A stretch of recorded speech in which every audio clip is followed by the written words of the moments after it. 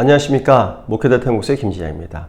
오늘은 넘버즈 207호입니다. 207호는 기독교의 이미지에 대한 부분을 한번 좀 다뤄보려고 합니다. 올 1월에 한국 기독교 목회자 협의회가 지앤컴 리서치에 의뢰해서 개신교인 2,000명, 비개신교인 1,000명을 대상으로 한 한국인의 종교 생활과 종교 의식 조사가 있습니다. 그 가운데에서 개신교를 바라보는 비개신교인들의 시선을 중심으로 말씀드리겠습니다. 물론 개신교인들이 개신교를 바라보는 그 시선에 대해서는 일부 들어갈 것입니다. 그렇다면 이러한 이미지는 어디로부터 형성됐을까? 한번 살펴보겠습니다.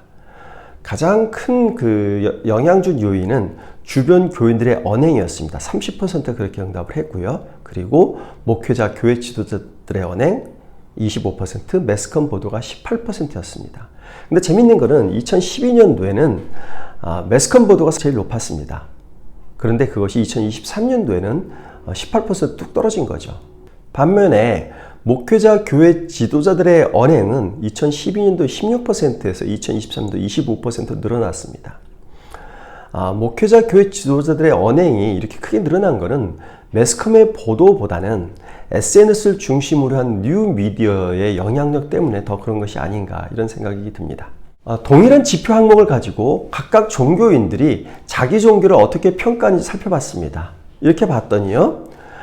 카톨릭인들은 카톨릭 종교에 대해서 굉장히 긍정적 평가를 많이 하고 있었습니다. 대사회적 역할 수행, 종교 지도자 우수, 긍정적 영향력 증가, 이 거의 절반 내외 정도의 비율로 자기 종교인 카톨릭을 굉장히 긍정적으로 평가하고 있는 거죠. 반면에 저희 개신교인들은 개신교에 대해서 긍정적 평가하는 비율이 다른 종교에 비해서 상당히 낮았습니다. 지금 그래프에서 보시는 것처럼 대사회적 역할, 종교 지도자 우수, 긍정적 영향력 증가 이 부분에서 다른 종교에 비해서 저희 개신교인들이 개신교를 평가하는 비율이 상대적으로 낮았다는 점이고요. 이거는 저희 스스로가 저희의 문제점을 많이 인식하고 있다. 이렇게 볼 수 있는 지표입니다. 반면에 교회가 지역사회에 대해서 어느 정도 기여하느냐 이 부분에 대해서는 개신교인들이 굉장히 긍정적 평가를 하고 있었습니다. 또한 동시에 비개신교인들은 부정적 평가를 해서 서로 상반된 그런 평가를 하고 있는 겁니다. 개신교인들이 출석교회가 그 지역사회에서 어느 정도 기여하느냐 이렇게 질문에 대해서 74%가 기여한다고 응답을 하고 있는 거죠. 굉장히 높은 비율입니다. 반면에 비개신교인들은 주변 교회가 지역사회에서 기여한다 이렇게 응답한 비율이 18%밖에 되지 않은 겁니다. 굉장히 큰 차이를 보이고 있었죠. 왜 이런 차이를 보일까? 물론 비개신교인들이 주변 교회에서 지역사회에서 어떤 활동을 하는지 잘 모르기 때문에 낮은 평가를 한다 이렇게 볼 수도 있겠습니다. 하지만 개신교인들이 자기 출석교회의 어떤 지역사회로 인한 활동에 대해서 좀 아전인수적인 그런 해석을 하는 것이 아닌가 하는 생각도 하지 않을 수 없습니다. 아마도 이 두 가지 요인이, 두 가지 이유가 서로 중첩되면서 이렇게 굉장히 상반된 그런 결과가 나오지 않았을까 하는 생각을 하게 됩니다. 이번에는 한국교회 일반 성도들에 대해서 비개신교인들이 어떻게 생각하는지 한번 살펴봤습니다. 이렇게 살펴봤을 때 비개신교인들이 한국교회 성도들이 가지고 있는 가장 큰 문제는 타 종교 및 타 종교에 대한 배타성입니다. 다른 종교에 대한 배타성이 가장 큰 문제다 이렇게 인식하고 있었고요. 그리고 신앙과 일상생활의 불일치, 즉 도덕성 측면에서 문제가 있었다는 비율도 타 종교에 대한 배타성 못지않게 높았습니다. 그리고 목회자에 대한 맹목적 의존을 하고 있다 하는 비율도 23%로 상당히 높았습니다. 반면에 개신교인들이 개신교에 대한 평가를 한 것을 보면 가장 그 문제점으로 꼽은 것이 어떤 거냐면 신앙과 일상생활의 불일치, 즉 도덕성인 측면입니다. 개신교인 스스로도 개신교인들이 도덕적으로 문제가 있다 이렇게 평가하고 있는 거죠. 반면에 비개신교인들이 가장 큰 문제점으로 꼽았던 타종교에 대한 배타성은 개신교인들은 12%만 인정하면서 가장 낮은 그런 수치를 보이고 있었습니다. 이 차이를 우리는 어떻게 이해를 해야 할까요? 저희 기독교는 기독교만이 참 진리이고 구원에 이르는 유일한 길이라고 저희는 인식하고 있습니다. 이러한 인식은 다른 종교에 대해서 배타적인 그런 감정을 가질 수 있게 하고 있습니다.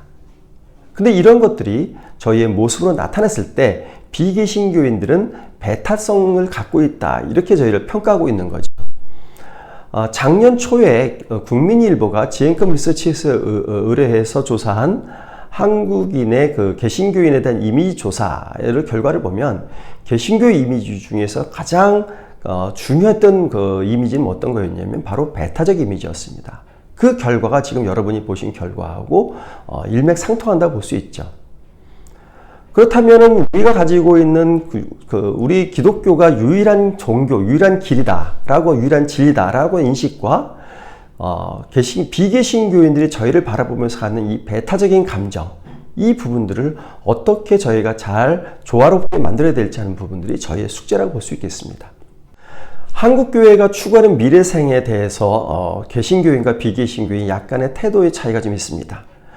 개신교인, 비개신교인 모두 개신교가 사회의 올바른 방향성을 제시했으면 좋겠다라고 하는 데에 대해서는 둘 다 이견의 차이가 없습니다.